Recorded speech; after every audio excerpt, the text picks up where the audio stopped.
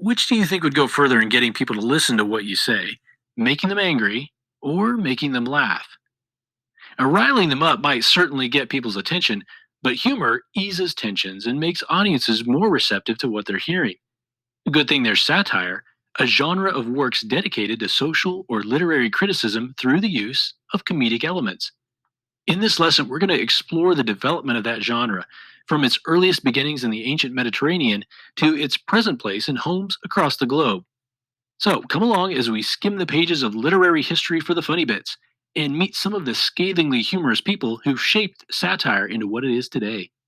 As early as the 7th century BCE, satirical works were already having profound effects on people.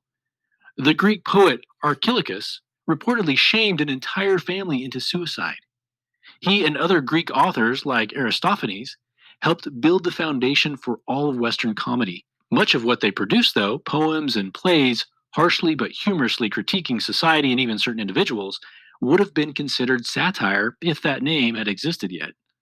The term satire comes to us from the Latin satura, most likely because Latin authors are responsible for adopting the earlier Greek form of the genre into what we're more familiar with today.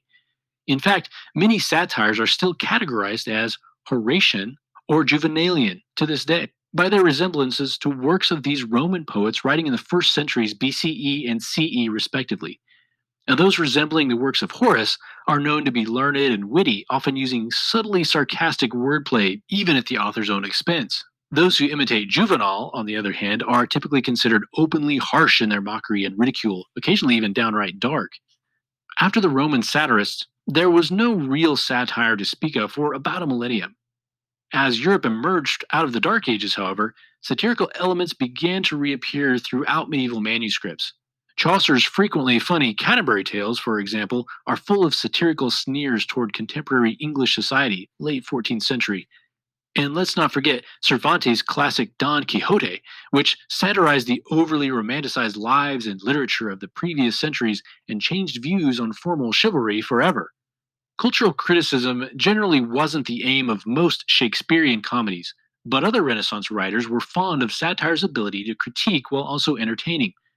Particularly poets such as John Donne from 1572 to 1631 and Ben Jonson 1572 to 1637 found the genre's comically critical features useful in various points of interest, even religion and spirituality.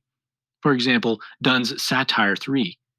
In just one more generation, though, authors would begin taking the genre even further, but this time by getting back to its roots. Alexander Pope, Jonathan Swift, Voltaire, Moliere, each one is a vital member in the next generation of satirists to blossom during the neoclassical period running between the late 17th and 18th centuries. These giants of neoclassicism, an artistic movement noted for its imitation of Greco Roman classical styles and genres, especially satire, fully revived this ancient genre and captured the public's attention with their smartly humorous satires. Drawing from these antique traditions, neoclassicists often favored mock epics, i.e., Alexander Pope's The Rape of the Lock, which used the meter, diction, or other features of traditional heroic poetry to criticize people's trivial preoccupations and literary fantasies. There were also the similarly sarcastic essays, such as Swift's decidedly Juvenalian work, A Modest Proposal, in which he morbidly and mockingly suggests eating poor children as a means of preventing starvation in Ireland. After an experience with work like Swift's, it's easy to see why more modern audiences tend to favor Horatian satires more widely. It might even be a little easier when we think of cleverly punny works like Oscar Wilde's The Importance of Being Earnest from 1895, which rely on subtle wit and softer humor to make their points. Of course, darker examples such as George Orwell's political satire Animal Farm from 1945 or Joseph Heller's Catch 22 from 1961 still exist, and there's evidence to suggest that Juvenalian satire could be gaining popularity again. While you still might find satirical literature in print, like others, this genre has also branched out into other media. Satirized news reports from The Onion or Jon Stewart on The Daily Show have become commonplace, and Hollywood's also been getting in on the action since the beginning. From the black and white antics of Charlie Chaplin to the colorful Juvenalian catastrophes of It's Always Sunny in Philadelphia, satires have become a widely popular form of entertainment, especially in those cultures with lots of complaints, i.e., American. Even animated productions like South Park or Family Guy now cash in on the opportunity not only to entertain, but to educate their audiences on the social and artistic issues facing us today. From as early as the 7th century BCE, writers have been developing a genre of works dedicated to social or literary criticism through the use of comedic elements known as satire. The Roman authors Horace and Juvenal, whose names still define the genre today, were instrumental in shaping its early characteristics, as well as in later inspiring its revival during the age of neoclassicism, an artistic movement noted for its imitation of Greco Roman styles and genres.